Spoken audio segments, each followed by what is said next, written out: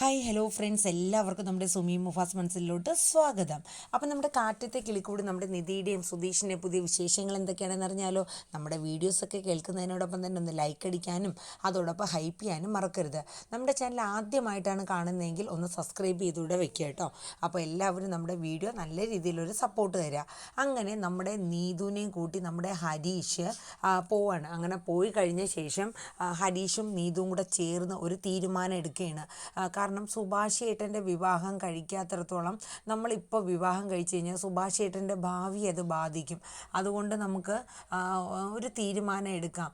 പക്ഷേ എനിക്ക് നിന്നെ വിട്ട് കളയാനും പറ്റുന്നില്ലല്ലോ നീതു, എനിക്ക് നിന്നെ അത്ര ജീവനാണ് എന്നൊക്കെ ഹരീഷ് പറയുമ്പോൾ നീതുവിന് ആ ഒരൊറ്റ വാക്ക്, ഹരീഷ് ചേർത്ത് പിടിച്ചുള്ള ആ ഒരു വാക്ക് മതി നീതുവിൻ്റെ മനസ്സിൽ. അത് മാത്രം, ഒന്നല്ല രണ്ടല്ല, എത്ര വർഷം വേണമെങ്കിലും ഞാൻ കാത്തിരിക്കാം ഹരീഷേന്ന് നീതു പറയാൻ കേട്ടോ. അപ്പോൾ നീതുവിൻ്റെ എന്നിട്ട് നീതു തന്നെ തീരുമാനിക്കണം, ഞാൻ വീട്ടിലോട്ട് പോവാണ്. കാരണം എന്ന് വെച്ചാൽ വീട്ടിൽ ഞാൻ നിന്നോളാം, ഹോസ്റ്റലിലൊന്നും നിൽക്കണ്ട ഹരീഷ് പറഞ്ഞത്. നമുക്കൊരു ഹോസ്റ്റലിൽ നോക്കിയിട്ട് അവിടെ നിൽക്കാം. കാരണം ഇനി നിന്നെ വീട്ടിലോട്ട് വിടുന്നതിനോട് എനിക്ക് അത്ര താല്പര്യമില്ല. നിന്നെ അവർ ഇഞ്ചിഞ്ചായിട്ട് തല്ലിക്കൊല്ലും, പ്രത്യേകിച്ച് അഖില്. അപ്പം നീതു പറഞ്ഞു, അതിനൊക്കെ ഉള്ള പോം വഴി ഞാൻ കണ്ടിട്ടുണ്ട്, നീ സമാധാനപ്പെട്. പക്ഷെ നിന്നെ വിളിക്കാൻ എൻ്റെ കയ്യിലൊരു മൊബൈൽ പോലും ഇല്ല, അതാ ഇപ്പോഴത്തെ പ്രശ്നം. അപ്പോഴേ ഹരീഷ് പറയും, ഒരുപാട് കൂടിയല്ലെങ്കിൽ നമുക്ക് തൽക്കാലം ഇപ്പൊ ഒരു മൊബൈൽ മേടിക്കാം, എന്നിട്ട് നീ അത് എന്താവശ്യം ഉണ്ടെങ്കിലും നീ എന്നെ വിളിക്കുക, എന്നാൽ ഞാൻ നിന്നെ വീട്ടിൽ കൊണ്ടുവിടാം, കുഴപ്പമൊന്നും ഇല്ലല്ലോ അല്ലേ നീതു എന്ന് പറയും. ഒരു കുഴപ്പമില്ല ഹരീഷേട്ടൻ, ടെൻഷൻ അടിക്കേണ്ട ഒരു കാര്യമില്ല എന്ന് നീതു പറയണ. അതനുസരിച്ച് ഒരു മൊബൈലൊക്കെ മേടിച്ച് സിമ്മൊക്കെ ഇട്ട് സെറ്റ് ചെയ്ത് അവര് എന്തോ ചായയൊക്കെ കുടിച്ചിട്ട് നേരെ നമ്മുടെ ഹരീഷ് നീതുവിനെ കൊണ്ടുവന്ന് വിടേന കേട്ടോ. അങ്ങനെ നമ്മുടെ നീതു വീട്ടിലോട്ട് ചെന്ന് കയറിയതും അഖില്, അമ്മേ ദേ വരണു, വന്ന് കേറണു, കണ്ടില്ലേ അവന്റെ കൂടെ ചേർന്ന് കെട്ടിപ്പിടിച്ചിരുന്ന് അവള് വന്ന് ഇറങ്ങണു. എടി നാണം കെട്ടവളെ, നിനക്ക് നാണം ഉണ്ടോടി. അപ്പോഴേക്കും സീത അടുത്ത, ഇത് അഖിലിന്റെ ഡയലോഗ്, സീത, എടി ഞങ്ങള് നീ ചത്തൂന്നങ്ങ് വിചാരിച്ചതാണ്. അപ്പോഴേക്കും നീതു പറഞ്ഞേ, ആണോ, ഞാൻ അങ്ങനെ ചത്തൂന്ന് നിങ്ങൾ വിചാരിക്കണ്ട, ഇത് എൻ്റെ അച്ഛനും അമ്മയും താമസിക്കുന്ന വീടാ, നിങ്ങൾ ഇവിടെ താമസിക്കുന്നിടത്തോളം ഞാനും താമസിക്കും. അപ്പോഴേക്കും അഖിൽ പറഞ്ഞു, എന്തേടി പോയിട്ട് അവൻ നിന്നെ വേണ്ടാന്ന് പറഞ്ഞു, അതാണോ ഇങ്ങ് തിരിച്ചു കൊണ്ടുവന്ന് വിട്ടു തന്നത്. സീതോടെ അതിനെ ചേർത്തങ്ങ് പിടിക്കുകയാണ്. അത്രക്കേ ഉള്ളൂ, നീ ഇപ്പോഴെങ്കിലും മനസ്സിലാക്കടേ, ഇനിയെങ്കിലും ഞങ്ങള് പറയണ പരിധിക്കപ്പുറം നീ പോയാ നീ വിവരം അറിയും, നിന്നെ കൊന്നുകളയെന്ന് പറഞ്ഞു. അപ്പം നമ്മുടെ നീതു പറഞ്ഞു, അതെ, എന്നെ ഹരീഷേട്ടൻ വേണ്ടാന്നൊന്നും വെച്ചിട്ടില്ല, ഞാൻ തന്നെ ഒരു തീരുമാനം എടുത്തതാ. എൻ്റെ അടുത്ത് ഹരീഷ് പറഞ്ഞു, നീ ഇപ്പൊ ഇറങ്ങി വന്നത് ശരിയായില്ല, നിന്റെ അച്ഛനും അമ്മയ്ക്കും അതൊരു മോശം, അതുകൊണ്ട് നീ പോയി വീട്ടിൽ നിൽക്ക്, നമുക്ക് വേണ്ടുന്ന ആലോചിച്ച് തീരുമാനിക്കാന്ന് ഹരീഷ് പറഞ്ഞ് നിർബന്ധിച്ചത് കൊണ്ട് മാത്രമാണ് ഞാനിപ്പൊ തിരിച്ചു വന്നതെന്ന് നീതു പറയണം. അപ്പോഴേക്കും അഖില് പറയണം, കണ്ടില്ല അവളുടെ ഓരോ ന്യായം, എവളെ കയ്യും കാലും തല്ലി ഓടിച്ച് അമ്മയ്ക്ക് വീട്ടിന്റെ അകത്തിടാവോ എന്ന് പറയാം. നീ വാടാ കയ്യും കാലും തല്ലി ഓടിക്കാൻ. എടി നാണം കെട്ടവളെ, വലിഞ്ഞു കയറി വീണ്ടും വന്നല്ലോ, എന്തേടാ. അപ്പൊ നീതു തിരിച്ചു ചോദിക്കും, എന്തേ നിനക്ക് എന്റെ അച്ഛന്റെ സ്വത്തുക്കളെല്ലാം കൂടെ നിനക്ക് മാത്രം അങ്ങ് തിന്നാന്ന് വിചാരിച്ചൂടാന്ന് നീതു ചോദിക്കും. അപ്പോഴേക്കും അഖില് ചിരിച്ചോണ്ട് പറയും, പിന്നെ ഇങ്ങനെ എന്തോര കോടികളാ ഉണ്ടാക്കിയിട്ടേക്കണ. അപ്പോഴേക്ക് സീത ചോദിക്കും, ദേ നീ അവളും തമ്മിലുള്ള പ്രശ്നത്തിനിടയിലെ ചേട്ടന്റെ കാര്യം നിന്റെ അച്ഛനെ വലിച്ചിട്ട് അതില് അവഹേളിക്കേണ്ട കാര്യമൊന്നുമില്ല എന്ന് പറഞ്ഞ് സീത ഒറ്റയെടുക്കുക. അപ്പൊ ഇതൊക്കെ കേട്ട് കഴിഞ്ഞിട്ട് നീതു വിട്ടുകൊടുക്കണം. നീതു അതുപോലെ തന്നെ ഫയർ ചെയ്യണ, എടി തള്ളൂറ്റോ നാക്കും കാണിക്കേണ്ട, അടങ്ങി നിന്നോണം.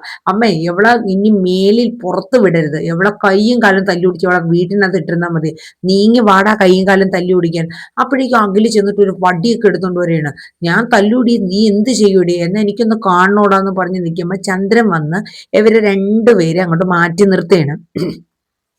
കാരണം എന്തെന്ന് വെച്ചാൽ വേറൊന്നുമല്ല, ഇനിയിപ്പോ തല്ലുകൂടി ആൾക്കാരെ അറിയിക്കണ്ടല്ലോ. അപ്പൊ അഖില് പറയും, ഓ ഇനി ആൾക്കാർ പ്രത്യേകിച്ച് എന്തറിയാൻ, കണ്ടവൻ്റെ കൂടെ പോയി നിരങ്ങി ഇറങ്ങി അവള് വന്ന് ഇറങ്ങിയപ്പോ തന്നെ ആൾക്കാർ ഇനി പ്രത്യേകിച്ച് വല്ലതും കാണാനുണ്ടോ, ഇനി ഒന്നും കാണാനുമില്ല കേൾക്കാനുമില്ല. അപ്പോഴേക്കും നമ്മുടെ നീതു പറഞ്ഞ്, അതെ, ഞാൻ കണ്ടവന്റെ കൂടെ അല്ല, ഞാൻ ഒരുത്തനെ സ്നേഹിക്കുന്നുണ്ട്, അയാളെ കല്യാണം കഴിക്കണമെന്ന് ആവശ്യപ്പെട്ടു, നിങ്ങൾ എന്നെ തല്ലിച്ചതച്ചാലും ശരി, ഹരീഷ് ഏട്ടനെ അല്ലാണ്ട് ഞാൻ മറ്റൊരു വ്യക്തിയെ കല്യാണം കഴിക്കാനേ പോകുന്നില്ല എന്ന് നീതു തീരുമാനം എടുക്കുകയാണ്. എന്നിട്ട് നീതു നേരെ കയറി റൂമിൽ കയറി കഥവ് അടയ്ക്കുകയാണ് കേട്ടോ. ഈ സമയം അഖില് പറയും, കണ്ടില്ലേ ആ കഥവ് അങ്ങോട്ട് തല്ലി പൊളിക്കുക. അപ്പോഴേക്കും നമ്മുടെ സീത ചെന്നിട്ട് കഥവിൽ ചെന്ന് തട്ടുകയാണ്, തുറക്കടി കഥവ്, നീ എന്തിനടി കഥവ് അടച്ചിരുന്നത്, തുറന്നിടറി എന്ന് പറഞ്ഞുകൊണ്ട് കിടന്നിങ്ങനെ തട്ടുകയാണ്. അപ്പൊ അഖില് പറഞ്ഞു, ഇന്ന് ഞാൻ ഈ കഥവ് തല്ലി പൊളിക്കാം. അപ്പൊ ചന്ദ്രൻ പറയുന്നുണ്ട്, എടാ ബഹളവും ഒച്ചപ്പാടൊന്നും ഉണ്ടാക്കല്ലേടാ, ആൾക്കാർ കേക്കൂടാ എന്ന് പറഞ്ഞുകൊണ്ട് ചന്ദ്ര ഒരു വശത്ത് വെച്ചിടുകയാണ് കേട്ടോ. അപ്പൊ നീതു മിണ്ടുന്നില്ല, നീതു തുറക്കണേ ഇല്ല കേട്ടോ. അപ്പൊ അഖില് പറയും, ഇന്ന് ഞാൻ ഇവളുടെ കൈയും കാലും തല്ലി ഒടിച്ചിട്ട് വേറെ കാര്യമുള്ളൂ. വീട്ടിനകത്ത് കിടക്കൂല്ലേ അമ്മ, കാലും കൈയും ഒടിഞ്ഞിരുന്നാലും എന്ന് പറഞ്ഞു കേട്ടോ. സീത പറഞ്ഞു, ഓടിക്കട്ടെ, അവളെ കൈയും കാലും തല്ലി ഒടിക്കും, ഇങ്ങനത്തെ ഒരെണ്ണത്തിന് എന്റെ വയറ്റിൽ തന്നല്ലോ പിറന്ന ദൈവമേ എന്ന് പറഞ്ഞിട്ട് സീത അമ്മ കിടന്ന് പ്രാഗയാണ് കേട്ടോ. നീതുവിന്റെ അമ്മ സീത പ്രായിക്കൊണ്ടിരിക്കുകയാണ്. അപ്പൊ ഈ സമയത്ത് നമ്മുടെ നീതു ഒരു ട്രിക്ക് ചെയ്യുന്നുണ്ട്. കാര്യം വേറൊന്നുമല്ല, നീതു പറയണം, നീതു നേരെ എന്ത് ചെയ്യുന്ന വെച്ചാൽ, നീതുവിന് നമ്മുടെ ഹരീഷ് ഒരു മൊബൈൽ മേടിച്ചു കൊടുത്തായിരുന്നല്ലോ. അപ്പം ഇവരിങ്ങനെ ഒച്ചപ്പാട് എടുക്കുമ്പോഴത്തേക്ക് ആരോ വന്ന് വീട്ടിൽ കോളിംഗ് ബില്ല് അടിക്കുകയാണ്. അപ്പം നീതുവിന്റെ അമ്മ പറയും, എടാ നീ പോയി ആരാ വന്നേന്ന് നോക്കുന്ന പറയാം. അങ്ങനെ അഖില് നേരെ ചെല്ലുമ്പോഴത്തേക്കും അവിടെ നിറച്ചും വനിതാ പോലീസ് വന്ന് നിൽക്കുക വീട്ടിന്റെ ഫ്രണ്ടില്. അഖില് പേടിച്ച് വിറക്കുകയാണ്. അപ്പോഴേക്കും ചന്ദ്രനും വന്നു. അപ്പൊ ചന്ദ്രൻ വന്നിട്ട് അല്ല എന്താ സാറേ എന്തേ? അപ്പൊ ചന്ദ്രന്റെ മനസ്സിലും സീതയുടെ മനസ്സിലും പോയത്, ഈ നീതു എന്തോ പണി ഒപ്പിച്ചിട്ടാണ് വന്നേക്കുന്നത്, അത് ചോദ്യം ചെയ്യാൻ പോലീസ് വന്നു എന്നാണ് അവര് കരുതിയത്. പക്ഷെ അതൊന്നും അല്ല സംഭവം. നീതു ഒരു കംപ്ലൈന്റ് വിളിച്ചു പറഞ്ഞിട്ടാണ് അവര് വന്നത്. അപ്പൊ അവര് വന്നിട്ട് ചോദിക്കും, ഇവിടെ എന്താ ഇത്ര ആൾക്കാർ, നിങ്ങളൊക്കെ ആരാ? അപ്പൊ പറയും, ഞങ്ങൾ ഇവിടെ ഉള്ളതാ, വീട്ടിലുള്ള എന്നെ ഉള്ള ആൾക്കാരാ സാറേ എന്ന് പറയും. ഈ നീതു ആരാ? അത് എന്റെ മകളാ സാറെന്ന് ചന്ദ്രൻ പറയും. അപ്പം നീതുവിന്റെ നിങ്ങളെ അച്ഛൻ, ഇത് അമ്മ, ഇതാരാ, എവനാരാന്ന് ചോദിക്കും. അപ്പൊ അഖിൽ പറയും, ഞാൻ സഹോദരനാണെന്ന് പറയാം. എന്നിട്ട് നീതുവിനെ വിളിക്കാൻ പറയും. അങ്ങനെ സീത ഓടി ചെന്ന് നമ്മുടെ നീതുവിനെ വിളിക്കുകയാണ്. അങ്ങനെ നീതുവിനെ വിളിക്കുമ്പോഴേക്കും നീതു വരെയാണ്. എന്നിട്ട് ചോദിക്കും, കുട്ടിയാണോ ഞങ്ങളെ വിളിച്ച് കംപ്ലൈന്റ് പറഞ്ഞെന്ന് ചോദിക്കുകയാണ്. അപ്പം നീതു പറയാം, അതെ സാറേ ഞാനാ വിളിച്ചതെന്ന് പറയാം. എന്നെ ഈ വീട്ടിലിട്ട് എന്റെ മാതാപിതാക്കളും എന്റെ സഹോദരനും കൂടെ ചേർന്നിട്ട് എന്നെ ഇഞ്ചിഞ്ചായിട്ട് എന്നെ കൊല്ലുകയാണ് സാറേ എന്ന് പറയും. അപ്പോഴേക്ക് സീത പറയും, അയ്യോ എന്റെ പൊന്നു സാറേ ഇവരൊക്കെ ചുമ്മാ പറയണത്, അങ്ങനെ ഒരു സംഭവമേ ഉണ്ടായിട്ടില്ല. ആ സംഭവം ഉണ്ടായിട്ടില്ലെങ്കിൽ പിന്നെ ഈ പെൺകുട്ടി ഞങ്ങളെ വിളിച്ച് കംപ്ലൈന്റ് പറയുമെന്ന് ചോദിക്കും. അപ്പം നമ്മുടെ നീതു ഉള്ള കാര്യങ്ങളൊക്കെ പറയണേ, മേഡം ഞാൻ ഒരാളെ സ്നേഹിച്ചു, ആ ആളെ സ്നേഹിച്ചതിന്റെ പേരിൽ എന്നെ ഇവര് കുറേ ദിവസങ്ങളായിട്ട് ഇഞ്ചിഞ്ചായിട്ട് കൊല്ലുകയും ആഹാരം തരാണ്ട് മുറിയിൽ പൂട്ടിയിടുക ഒക്കെ ചെയ്യണമെന്ന് പറയാം, എന്നെ ഒരുപാട് ടോർച്ചർ ചെയ്യണം എന്ന് പറയാം. അപ്പോഴേക്ക് യവന എൻ്റെ ഈ സഹോദരനെ യവന്റെ ഈ തല്ലുകൊണ്ട് ഞാൻ ഇന്നോ നാളെ ചാവും, അമ്മ അതിന് തല്ലാതെ സാറേ എനിക്ക് തരുന്നതെന്ന് ചോദിക്കും. അപ്പൊ ചോദിക്കും, നിന്റെ പേരെന്താടാന്ന് ചോദിക്കും. അപ്പൊ മേഡം എന്റെ പേര് അഖില എന്ന് പറയും. നീ എന്തിനാടാ അവളെ തല്ലണത്, നീ ആരാ, നിനക്ക് എന്നെ തല്ലാനുള്ള അധികാരം? ഇല്ല മേഡം ഞാൻ തല്ലില്ല. അപ്പൊ നീതു പറയും, ഇല്ല സാറേ എന്നെ ഇഞ്ചിഞ്ചായിട്ട് തല്ലി ചതക്കണത് യവൻ ഒറ്റ തന്നെ എന്നെ, എന്റെ ശരീരത്ത് ഒരു പാട് ഇനി ഇല്ലാത്ത സ്ഥലമില്ല, അമ്മ അതിന് എന്നെ തല്ലി ചതയ്ക്കാം മേഡം എന്നും പറഞ്ഞ് നീതു കൈയൊക്കെ കാണിച്ചു കൊടുക്കണം. അപ്പൊ ആ മേഡം ചോദിക്കും, എടാ നിന്നെ ഉണ്ടല്ലോ, നിന്റെ എല്ലിന്റെ എണ്ണ ഞാൻ അളന്നങ്ങ് എടുക്കും, നീ വലിയ ആള് കളിക്കാൻ നിൽക്കരുത് പറഞ്ഞേക്കാം. എപ്പോഴും എന്നിട്ട് നമ്മുടെ ആ മേഡത്തിന്റെ അടുത്ത് സീത പറയാണ്, മേഡം എവള് ഏതോ ഒരു റൗഡിയെ പോലെയുള്ള ഒരുത്തന്റെ കൂടെ ഇറങ്ങി പോകുന്നൊക്കെ പറഞ്ഞ് എവള് ഇന്ന് ഇറങ്ങിപ്പോയി മേഡം എന്ന് പറഞ്ഞു. അപ്പൊ നീതു പറഞ്ഞു, ഞാൻ ഒരാളെ, ഒരു റൗഡീനെ സ്നേഹിച്ചില്ല, സാധാ ഒരു വർക്ക്ഷോപ്പുകാരൻ, ഒരു ഹനീഷ് എന്ന് പേരുള്ള ഒരാളെ ഞാൻ സ്നേഹിക്കുന്നുണ്ട്, ഞാൻ അവന്റെ കൂടെ ഇറങ്ങി പോവയോ ഒന്നും ഞാൻ ചെയ്തിട്ടില്ല മേഡം. ഇവരെന്നെ അവന്റെ പേരും പറഞ്ഞിട്ട് ഇഞ്ചിഞ്ചായിട്ട് തല്ലി ചതയ്ക്കാൻ മേഡം, ആഹാരം പോലും സമയത്ത് തരില്ല, എപ്പോഴും എന്നെ മുറി പൂട്ടിയിട്ട് എന്റെ ഒരു ഫോൺ പോലും എനിക്ക് തരില്ല, ഫോൺ വരെ ഇവർ എറിഞ്ഞു പൊട്ടിച്ചു എന്നൊക്കെ പറഞ്ഞ് ഭയങ്കര പ്രശ്നം ഉണ്ടാക്കി എന്നൊക്കെ പറഞ്ഞ് പറയുന്നത്. അവസാനം മേഡം നല്ല രീതിക്ക് പോലീസുകാർ ഇവരെ ഒച്ചയെടുക്കുകയാണ്. ചന്ദ്രനും നല്ല ഡോസ് കൊടുക്കുന്നുണ്ട്, അതുപോലെ സീതയ്ക്കും നല്ല ഡോസ് കൊടുക്കുന്നുണ്ട്, ഒപ്പം തന്നെ അഖിലിന് നല്ല ഡോസ് കൊടുക്കണം. എടാ നീ ആങ്ങളെ ചമ്മഞ്ഞേ അവളെ തല്ലിക്കൊല്ലാനൊന്നും നിൽക്കണ്ട, മനസ്സിലായല്ലോ, നീ ഇരുമ്പഴി അങ്ങോട്ട് എണ്ണേണ്ടി വരുമെന്ന് പറഞ്ഞു. എന്നിട്ട് പറഞ്ഞു, നീ പോയി ഒരു ബുക്ക്, അല്ല നീ ആദ്യം നീതുവിന്റെ അടുത്ത് ആ പോലീസ് സാറ് പറയാം, ഒരു ബുക്കും പേന എടുത്തോണ്ട് വരാൻ പറയാം. എന്നിട്ട് പറയാം, വേണ്ട നീതു അവിടെ നിൽക്കുക, നീ പോയി എടുത്തോണ്ട് വാടാന്ന് പറയാം. അങ്ങനെ അഖില് ചെന്ന് ഒരു ബുക്കും പേന എടുത്തോണ്ട് വരും കേട്ടോ. എന്താ പറയാ, ഞാൻ പറയുമ്പോൾ നിനക്ക് എഴുത്തും വായനയൊക്കെ അറിയാടാന്ന് ചോദിക്കും. അറിയാം മേഡം എനിക്കറിയാം. അപ്പം ഞാൻ പറയുമ്പോൾ എഴുതി, എന്റെ പേര് അഖില്, ഇനി മേലിൽ എന്റെ സഹോദരിയായ നീതുവിനെ ഞാൻ തല്ലുകയോ ഉപദ്രവിക്കുകയോ വാക്കുകൊണ്ട് പോലും ഒരു വാക്ക് പറയുകയോ ചെയ്യില്ല, അങ്ങനെ ചെയ്താൽ ഇന്ന ശിക്ഷ ഞാൻ എന്നെ ഇങ്ങനെ ചെയ്യും എന്നുള്ളതൊക്കെ പറഞ്ഞിട്ട് ഒരു ഇതുപോലെ എഴുതി ആ പോലീസുകാരിയുടെ കൊടുക്കുകയാണ്. എന്നിട്ട് അവര് പറയുന്നുണ്ട്, എല്ലാ ദിവസവും ഞാൻ ഇവിടെ വന്ന് ഈ കുട്ടിയുടെ അടുത്ത് ചോദിക്കും, അവളുടെ ദേഹത്ത് ഒരു മുറിവിന്റെ പാട് എന്തെങ്കിലും കണ്ട 3 എണ്ണത്തിനെ ഞാൻ അഴി എണ്ണിക്കും. പറഞ്ഞു കേട്ടല്ലോ, ഒരു പെൺകുട്ടീനെ ഗാർഹിക പീഡനം നടത്തി അതിനെ ടോർച്ചർ ചെയ്യണേം പോരാ, നിങ്ങൾ എന്താ ഈ കാണിക്കണേ? ഈ ലോകത്തെ പ്രായപൂർത്തിയായ ഒരു പെൺകുട്ടിയാ, അതിന് ചോദിക്കാനും ഒരു മൗലിക അവകാശം ഈ സമൂഹത്തുണ്ട്. നിങ്ങൾ അധികാരമൊന്നും നിങ്ങൾ എടുക്കണ്ട. അച്ഛനായാലും അമ്മയായാലും ശാസിക്കുന്നതിനൊക്കെ ഒരു പരിധിയുണ്ട്, അതിൽ കൂടുതൽ നിങ്ങൾ വിളയാടാൻ നിൽക്കണ്ടെന്നും പറഞ്ഞ് നല്ല താക്കീത് തന്നെ സീതയ്ക്കും അതുപോലെ തന്നെ നമ്മുടെ ചന്ദ്രനും ഒക്കെ കൊടുക്കണം. അഖിലിനും നല്ല ഡോസ് തന്നെ കൊടുക്കുന്നുണ്ട്. ഇനി മേലാൽ ഇവളുടെ ദേഹത്തെങ്ങാനും നിന്റെ കൈ വിരല് പൊങ്ങിയെന്നോ കൈ പൊങ്ങിയെന്നോ അറിഞ്ഞ ദേ പിടിച്ച് കയറ്റി അങ്ങ് ഇരുമ്പഴിക്കകത്ത് ഇടും. പിന്നെ പുറം ലോകം മോൻ കാണില്ല. അയ്യോ മേഡം, എന്റെ മോന് ഒന്നും ചെയ്യല്ലേ മേഡം എന്നും പറഞ്ഞുകൊണ്ട് സീത വട്ടം പിടിച്ച് അങ്ങ് കരയാണ് കേട്ടോ. അപ്പം നമ്മുടെ നീതുവിന് ഭയങ്കര സന്തോഷമാവേന് കേട്ടോ. അങ്ങനെ ആ മേഡത്തിന്റെ നമ്പറൊക്കെ നീതുവിന്റെ അടുത്ത് ആ ബുക്ക് ഒരു പേപ്പറിൽ എഴുതിയെടുക്കാൻ പറഞ്ഞ് ആ നമ്പർ കൊടുക്കുന്നുണ്ട്. എന്താവശ്യം ഉണ്ടെങ്കിലും ഞങ്ങളെ വിളിച്ചോണം, ഞങ്ങളെ കോണ്ടാക്ട് ചെയ്താൽ മതി എന്നൊക്കെ പറയാൻ കേട്ടോ. അതും കൂടെ കേട്ടപ്പോഴത്തേക്ക് ചന്ദ്രനും സീതയ്ക്കും ഒക്കെ ഭയങ്കര പേടിയാവുകയാണ്. കാര്യം എന്താന്ന് വെച്ചാൽ ഇനി എവള് വിളിച്ച് പറഞ്ഞു കഴിഞ്ഞാൽ ഇവര് വന്നു കഴിഞ്ഞാൽ അതിൽ നിന്ന് ഇടങ്ങേറാവുമല്ലോ, പ്രശ്നം കുറച്ചും കൂടെ ബുദ്ധിമുട്ടാവുമല്ലോ. അത് കരുതി അവര് പിന്നെ പേടിച്ചാണ് നീതുവിന്റെ മുമ്പിൽ നിൽക്കുന്നത്. ഇതേ സമയം നമ്മുടെ ഹരീഷ് നമ്മുടെ നീതുവിനെ കൊണ്ട് വീട്ടിലാക്കിയിട്ട് അങ്ങോട്ട് ചെല്ലുകയാണ്. അപ്പൊ നമ്മുടെ ഭാസ്കരൻ ചോദിക്കുന്നുണ്ട്, എടാ നീ പോയപ്പോ ഒരു പെൺകുട്ടി ഉണ്ടായിരുന്നല്ലോ, അതിനെ കൊണ്ട് കളഞ്ഞോ നീ? അപ്പം ഹരീഷ് തുറിച്ചൊരു നോട്ടം ഭാസ്കരനെ നോക്കിയിട്ട് അകത്ത് കയറിപ്പോ, ആ ഞാൻ വല്ലതും ചോദിച്ചാൽ അവൻ നോട്ടം തരും, മറുപടി പറയണ്ട, നീ എന്തെങ്കിലും ചെയ്യ് എന്ന് പറഞ്ഞു. നിനക്കൊന്നും നല്ല ജീവിതം പറഞ്ഞിട്ടില്ല എന്ന് ഭാസ്കരൻ പറഞ്ഞിട്ട് മിണ്ടാണ്ടിരിക്കും. ഈ സമയത്ത് നമ്മുടെ നിധിയും അതുപോലെ സുധീഷും സുഭാഷൊക്കെ ചോദിക്കും, എടാ നീതു എന്തേ? അപ്പൊ പറഞ്ഞു, നീതുവിനെ വീട്ടിൽ കൊണ്ടാക്കിയേ സുഭാഷ് ഏട്ടാന്ന് പറയും.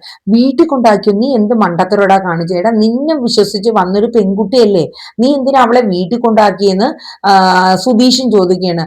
അപ്പൊ നിധിയും പറഞ്ഞു, എന്നാൽ അത് വേണ്ടായിരുന്നു, അവളെ ഇനിയിപ്പോ ഇഞ്ചിൻ ചേട്ട അവര് തല്ലും, അതൊന്നുമില്ല, അതിനുള്ള പോംവഴിയൊക്കെ അവള് കണ്ടിട്ടുണ്ട്. പിന്നെ ഞാൻ അവൾക്കൊരു മൊബൈലും വാങ്ങി കൊടുത്തിട്ടുണ്ട്.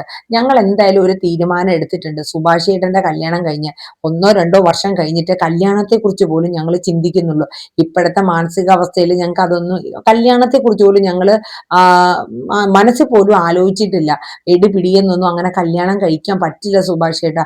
എടാ കല്യാണം കഴിക്കണ്ട, പക്ഷെ നിനക്ക് ആ പെൺകുട്ടീനെ സേഫ് ആയിട്ട് ഒരിടത്ത് നിർത്താമായിരുന്നല്ലോ. സേഫ് ആയിട്ട് എന്നെ നിർത്തിയിരിക്കണം, ഇനി അവിടുത്തെ കാര്യങ്ങൾ അവള് ഹാൻഡിൽ ചെയ്യും, അവൾക്ക് അതിനുള്ള കഴിവുണ്ട് സുഭാഷ് ചേട്ടാന്ന് പറഞ്ഞു. സുധീഷ് പറയും, എന്നാലും നീ ഒന്നും കൂടെ ആലോചിച്ചിട്ട് ചെയ്താൽ മതിയായിരുന്നു എന്ന് പറയും. അങ്ങനെ അവര് കാര്യങ്ങളൊക്കെ, എന്നാലും നീതുവിന് അങ്ങനെ വീട്ടിൽ കൊണ്ടാക്കിയതിന്റെ ഒരു ബുദ്ധിമുട്ട് നമ്മുടെ നിധിക്ക് ഉണ്ടായിരുന്നു. പക്ഷെ ഹരീഷിന്റെ തീരുമാനം ശരിയാണെന്ന് തന്നെയാണ് നിധിയുടെ ഒരു ഇത്. അങ്ങനെ ഹരീഷ് നീതുവിനെ വിളിച്ച് പതുക്കെ തിരക്കുന്നുണ്ട് എങ്ങനെയൊക്കെയാണ്. അപ്പൊ കുഴപ്പമൊന്നുമില്ല ഹരീഷെ, നീ ടെൻഷനൊന്നും അടിക്കണ്ട എന്നൊക്കെ പറയാണ് നീതു. അത് കഴിഞ്ഞ് നമ്മുടെ നിധിയും സുധീഷും കൂടെ സംസാരിക്കുകയാണ്. എന്നാലും ഹരീഷ് നീതുവിനെ കൊണ്ടൊന്ന് ആക്കണ്ടായിരുന്നു അല്ലെ സുധീഷ് എന്ന് പറഞ്ഞു. അത് സാരമില്ല, കാരണം അവന് സുഭാഷ് ഏട്ടന്റെ ജീവിതത്തെ കുറിച്ചൊക്കെ അവൻ അതിനുള്ള പക്വതയും ആ മനസ്സിൽ ചിന്തിക്കണ്ടേ. എനിക്ക് പോലും ആ ഒരു ഇതില്ല. പക്ഷെ സുഭാഷ് ഏട്ടന്റെ ഭാവിയെ കുറിച്ചൊക്കെ അവൻ ആലോചിച്ചിട്ടാണ് ഈ ഒരു തീരുമാനം എടുത്തത്. പക്ഷെ നീതുവിന് വീട്ടിൽ ഇനി എങ്ങനെ ആയിരിക്കും എന്നുള്ളത് മാത്രമേ ഒരു സംശയമുള്ളൂ എന്ന് സുധീഷ് പറയാം. അപ്പൊ നിധി പറയും, എന്തായാലും ഹരീഷ് എടുത്ത തീരുമാനം കൊള്ളാം, പക്ഷെ നീതുവിനെ സമ്മതിക്കണം. കാരണം എന്ന് വെച്ചാൽ ഹരീഷിനെ മനസ്സിലാക്കി അവൾ ഇറങ്ങി വന്നിട്ട് ഹരീഷ് പറഞ്ഞത് അതുപോലെ തന്നെ മനസ്സിലാക്കി അവൾ തിരിച്ച് ആ ഒരു തീരുമാനം എടുത്ത് പോയല്ലോ. അപ്പം അത്രയ്ക്കും ആ ഒരു ഇത്, അവന്റെ വാക്കിന് അത്രയും വിലയും അവൻ അത്രയും സ്നേഹിക്കുന്നുണ്ടല്ലേ എന്നൊരു ഇത് നിധി സുധീഷിനോട് പറയാണ്. അപ്പൊ എന്റെ അനുജനല്ലേ അവൻ എന്നിങ്ങനെ സുധീഷൻ പറയുന്നുണ്ട് കേട്ടോ. അത് കഴിഞ്ഞിട്ട് പിന്നീട് കാണിക്കുന്നത് എന്തെന്ന് വെച്ചാല് നമ്മുടെ ഹരീഷിന്റെ വർക്ക്ഷോപ്പിലോട്ട് നമ്മുടെ നീതു വരെയാണ്. എന്നിട്ട് നീതു വന്നു കഴിയുമ്പോൾ ഹരീഷ് ചോദിക്കും, ആഹാ എന്തായി കാര്യങ്ങളൊക്കെ? അപ്പൊ നമ്മുടെ നീതു ഒരു ചായയൊക്കെ കുടിച്ചിരിക്കാൻ കേട്ടോ. അപ്പൊ ഹരീഷ് ചോദിക്കും, നിനക്ക് ഒരു പേടി ഒരു ടെൻഷനും ഇല്ല, വീട്ടിൽ പോയിട്ട് മനുഷ്യൻ ആദ്യം പിടിച്ചു, എന്നെ വീട്ടിൽ കൊണ്ട് ഇറക്കി വിട്ടിട്ട് ഹരീഷ് പോയില്ലേ, പിന്നെ എന്നെ അവിടെ നിന്ന് നിന്നേന്നുമില്ലല്ലോ. ഹരീഷ് നിന്നില്ലെന്നോ, 2 മണിക്കൂർ വണ്ടി അങ്ങോട്ടും ഇങ്ങോട്ടും ഓടിച്ച് എന്തെങ്കിലും ഒച്ചപ്പാടോ ബഹളോ കേൾക്കുന്നുണ്ടോന്ന്. ആണോ ഹരീഷ് ചേട്ടാ? അയ്യടാ ഞാൻ കണ്ടില്ല കേട്ടോ. അതെ, വീട്ടിലെ കാര്യമൊന്നും ഓർത്ത് പേടിക്കണ്ട. അപ്പൊ ചന്തു ചോദിച്ചു, അല്ല അവര് തല്ലിയൊന്നുമില്ലേ നീതുവിനെ? അപ്പോഴാണ് നമ്മുടെ നീതു കാര്യങ്ങളൊക്കെ പറയണത്. ഞാൻ പോലീസിലേക്ക് വിളിച്ചൊരു കംപ്ലൈന്റ് അങ്ങ് കൊടുത്തു. അപ്പോഴേക്ക് ഒരു ജീപ്പ് പോലീസ് അങ്ങ് വന്നില്ലേ, വന്നിട്ട് അഖിലിനെ കൊണ്ട് ഇക്ഷ ഇഞ്ഞ വരപ്പിച്ചു, അവനെ കൊണ്ട് എഴുതി മേടിപ്പിച്ചുണ്ടാ പോയത്. എല്ലാത്തിനും നല്ല താക്കീത് കൊടുത്തു. അപ്പൊ അവരെല്ലാരും ഇങ്ങനെ അന്താളിച്ച് നിൽക്കുന്ന നീതു നിനക്ക് ഇത്രയും ഗട്സ് ഉണ്ടോ എന്നുള്ള രീതിയിൽ. എന്നിട്ട് എന്ത് നടന്നു എന്ന് ചോദിച്ചു. എന്നിട്ട് അവര് പോലീസുകാരെ പോയി കഴിഞ്ഞപ്പോ അമ്മയും അച്ഛനും ഒച്ചയെടുത്തോന്ന് നമ്മുടെ ചന്തു ചോദിക്കാണ്. അപ്പോഴേക്കും നമ്മുടെ നീതു പറഞ്ഞു, എന്തൊച്ചയെടുക്കാൻ, ഞാൻ പിന്നെ പോയി ചോറൊക്കെ ഇട്ട് നല്ല ലാവിഷായിട്ട് തിന്നുന്നതിനിടയിൽ ഒന്ന് നമ്മുടെ ശിരസിലോട്ട് ചോറ് കയറിയപ്പം ഞാൻ പറഞ്ഞു, ദേ അഖിലിന്റെ അടുത്ത് പറഞ്ഞു, കുടിക്കാൻ വെള്ളം എടുക്കുക, എനിക്ക് ചുമ കുത്തിയത് കണ്ടില്ലെന്ന്. അഖില് ഓടിപ്പോയി വെള്ളം എടുത്തു കൊടുക്കുന്നു. കാരണം അഖിലിന് പേടിയാ. കാര്യം എന്താന്ന് വെച്ചാൽ നീതു ഇനി പോലീസിനെ എങ്ങാനും വിളിച്ചു പറയുമോന്ന് പേടിച്ചിട്ട്. എന്റെ നീതു പറഞ്ഞതേ, നാളെ മുതൽ എനിക്ക് ഇഷ്ടപ്പെട്ട ആഹാരം വേണം ഇവിടെ ഉണ്ടാക്കാൻ, അല്ലാണ്ട് മറ്റുള്ളവരുടെ ഇഷ്ടമല്ല. അപ്പൊ സീത പറഞ്ഞു, ആയിക്കോട്ടെ മേഡം എന്ന് പറഞ്ഞു കേട്ടോ. കാര്യം എന്ന് വെച്ചാൽ ഒരു പേടിയുണ്ട് സീതയ്ക്കും, കാരണം ഇവിടെ വിളിച്ച് എന്തെങ്കിലും പറയുമോന്നുള്ള. ഇത് കേട്ടിട്ട് അവരൊക്കെ ഒരൊറ്റ ചിരിയാട്ടോ. എന്നാലും നിനക്ക് ഇത്രയും കട്സ് ഉണ്ടോ എന്ന് ഹരീഷ് നീതുവിനോട് ചോദിക്കാനാട്ടോ. അപ്പൊ ഏകദേശം ആ ഒരു സീനും കാര്യങ്ങളൊക്കെയാണ്. എന്നിട്ട് നീതു ഹരീഷിനോട് ഒരു കാര്യം കൂടെ പറയുന്നുണ്ട്, ഇനിയിപ്പോ സുഭാഷ് ഏട്ടന്റെയോ നികേഷിന്റെ കല്യാണം കഴിഞ്ഞാലും എനിക്ക് പ്രശ്നമൊന്നുമില്ല, നമുക്ക് 2-3 കൊല്ലം അടിച്ചു പൊളിച്ച് ലൈനൊക്കെ അടിച്ച് നടക്കാന്നേ, എന്നിട്ട് കല്യാണം കഴിച്ചാൽ മതി ഹരീഷ് ഏട്ടാന്ന് പറയണ. ഇത് കേട്ട് ഹരീഷ് ചിരിച്ചു നിൽക്കാൻ കേട്ടോ. അപ്പൊ നാളത്തെ എപ്പിസോഡിൽ നമ്മുടെ കാറ്റത്തെ കിളിക്കൂടിൽ വരുന്ന സീനും കാര്യങ്ങളും ഇതൊക്കെയാണ്. അപ്പോ നമ്മുടെ വീഡിയോസ് ഒക്കെ കേട്ട് സ്കിപ്പ് അടിക്കാണ്ട് കേൾക്കുക. അതോടൊപ്പം ലൈക്ക് ചെയ്യാനും അതുപോലെ സബ്സ്ക്രൈബ് ചെയ്യാനും നമ്മുടെ ചാനൽ മറക്കരുത്. ലൈക്കും ഹൈപ്പും മറക്കരുത്. പിന്നെ നിങ്ങളുടെ അഭിപ്രായങ്ങൾ കമന്റ് ബോക്സിലും രേഖപ്പെടുത്തണം. പിന്നെ നമ്മുടെ സുമി മുഫാസ് മനസ്സിൽ എന്ന ഈ ചാനലിൽ ഇവർ വിവാഹിതരായാൽ എന്നൊരു പരമ്പര നമ്മൾ 1 മണിക്ക് അപ്ലോഡ് ചെയ്തിട്ടുണ്ട്. നിങ്ങൾ എല്ലാവരും സ്കിപ്പ് അടിക്കാണ്ട് കണ്ട് നിങ്ങളുടെ അഭിപ്രായങ്ങളൊക്കെ രേഖപ്പെടുത്തണം കേട്ടോ. അപ്പൊ നല്ലൊരു ശുഭരാത്രി പറഞ്ഞുകൊണ്ട് നിർത്തുന്നു. താങ്ക്